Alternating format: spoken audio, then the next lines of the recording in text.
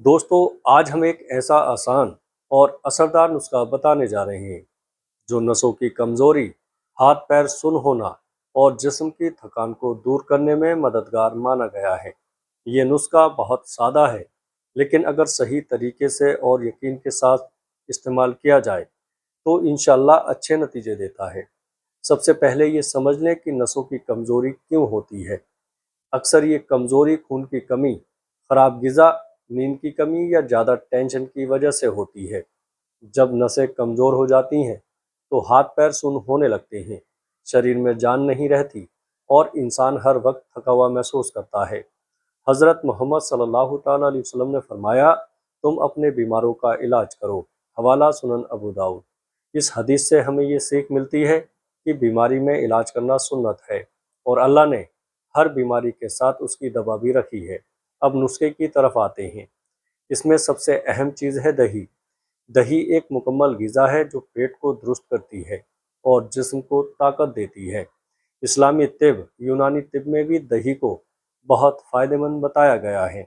इमाम इब्न क़य्यिम रहमतुल्लाह अलैह अपनी किताब तिब नबवी में फरमाते हैं कि कुछ ग़िज़ाएँ जिस्म को अंदर से ताकत देती हैं और नसों को मजबूत करती हैं।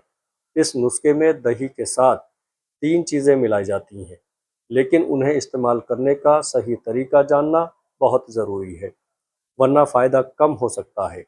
सबसे पहले आप ताज़ा दही लें जो ज़्यादा खट्टा ना हो। करीब 1 कटोरी दही लें।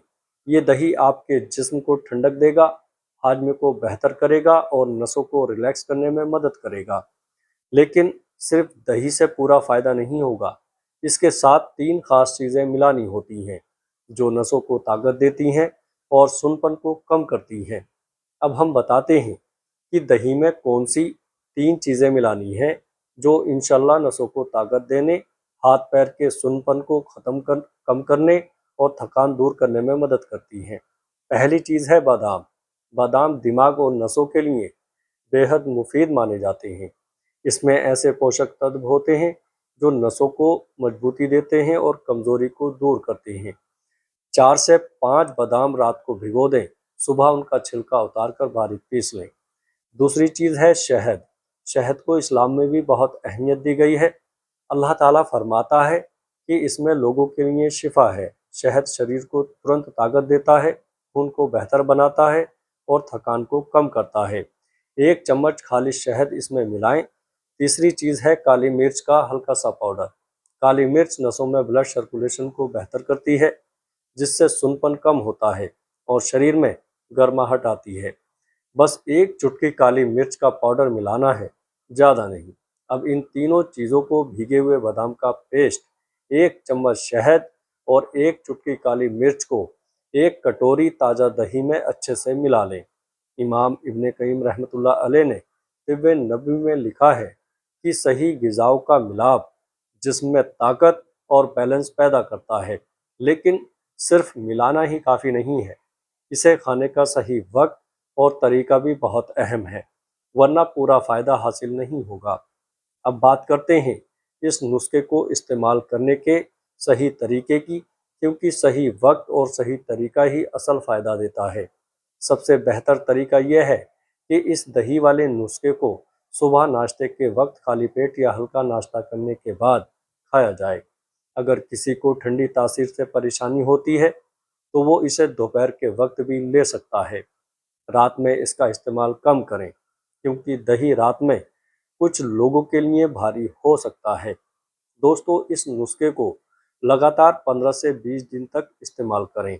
इंशाल्लाह आप महसूस करेंगे कि हाथ पैर का सुन्नपन कम हो रहा है, जिस्म में हल्कापन आ रहा है और थकान भी पहले से कम हो रही है। नसों में ताकत आने का एहसास धीरे धीरे होता है, इसलिए सब्र और नियमित इस्तेमाल बहुत ज़रूरी है। हदीस शरीफ में आता है कि अल्लाह ताला ने हर बीमारी के साथ उसकी दवा भी पैदा की है। हवाला सही बुखारी। इससे हमें ये बात समझ में आती है कि इलाज करना और सही ग़िज़ा अपनाना दोनों ज़रूरी हैं। कुछ एहतियाती बातें भी ध्यान रखें। जिन लोगों को शुगर, डायबिटीज़ की शिकायत है, वो शहद की मात्रा बहुत कम रखें या डॉक्टर की सलाह लेकर ही इस्तेमाल करें। اگر کسی کو دہی سے الرجی یا سردی زکام کی سمسیا بڑھتی ہو تو وہ اس نسخے سے پرہیز کرے۔ اس کے ساتھ ساتھ ہلکی ایکسرسائز جیسے صبح کی سیر اور اچھی نیند بھی ضروری ہے۔